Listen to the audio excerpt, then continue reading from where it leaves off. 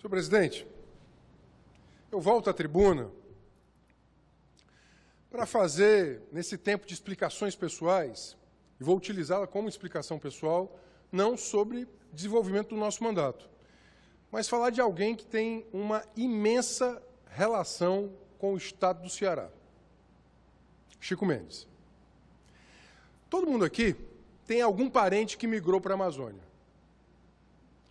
Nas décadas, no final do XIX, final do século XIX e as primeiras décadas do século XX. A Amazônia brasileira, ela recebeu milhões de nordestinos. Quem aqui conhece mais a política e a história do Brasil, há de se lembrar de uma expressão que faz referência a um pássaro, arigó, a saga dos arigós. Os arigós eram aqueles que iam à Amazônia, aqui viviam, eram trabalhadores rurais, que vivendo seca, vivendo todo tipo de miséria, ausência de políticas públicas, eles eram muitas vezes deslocados num afã, num sonho de viver uma vida melhor. Foi por isso que o estado do Acre, que era território, ele foi povoado, né, até o Alto Rio Purus, por uma grande leva de cearenses. Meu tio-avô foi Arigó, lá de Amontada. Meu tio-avô foi Arigó, lá em Amontada. É por isso que o Ceará e o Acre têm, até hoje, uma profunda relação. Até meados da década de 70, a maioria do povo do Acre, na verdade, era ainda nascida aqui no estado do Ceará. Foi assim que, em 44, filho de um imigrante cearense, nasceu Chico Mendes. Em 1944, filho de cearense, neto de cearense. Nascido em casa pobre, nascido em família pobre, foi seringueiro desde da sua infância, começou a trabalhar como criança, só foi alfabetizado, deputado Fernando, deputado Queiroz, aos 19 anos, por um cearense chamado Euclides Tálvora. Durante toda a sua vida, ele tinha uma imensa admiração e um imenso respeito ao Ceará. Porque, dentre outras coisas, ele dizia, sou filho e neto de cearense e fui alfabetizado. Ele dizia isso. Ele, como vários outros seringueiros, não tiveram acesso à alfabetização, foram alfabetizados no caso dele, pelo cearense Euclides Tálvora, que tinha sido militante político aqui na década de 30, saiu para o exílio, quando voltou, fixou-se em Chapuri. Euclides Tálvora.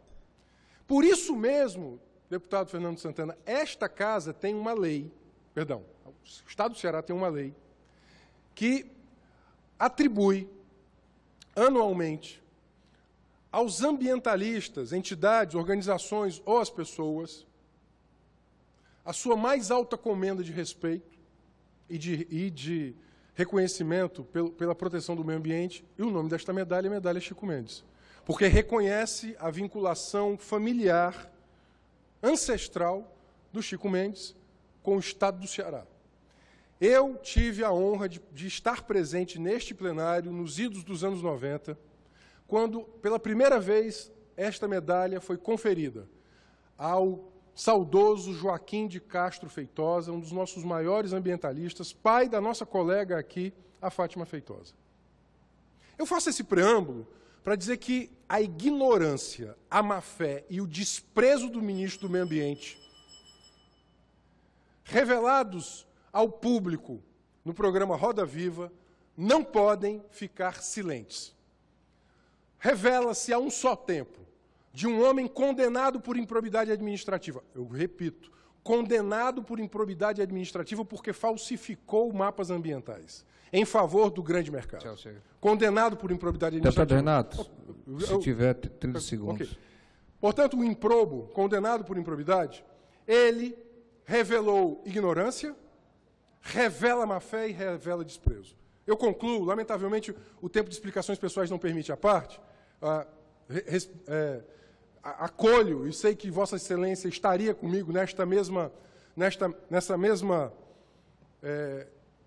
nesse mesmo pronunciamento, mas o tempo de explicações pessoais é para explicações pessoais. Portanto, eu queria concluir, peço venha a Vossas Excelências, para dizer que a memória de Chico Mendes merece respeito. Mas, ao mesmo tempo, dizer o seguinte, não é só ignorância. Junta-se à ignorância o fato de que este ministro ele foi lá colocado para flexibilização das normas ambientais, em favor do grande mercado,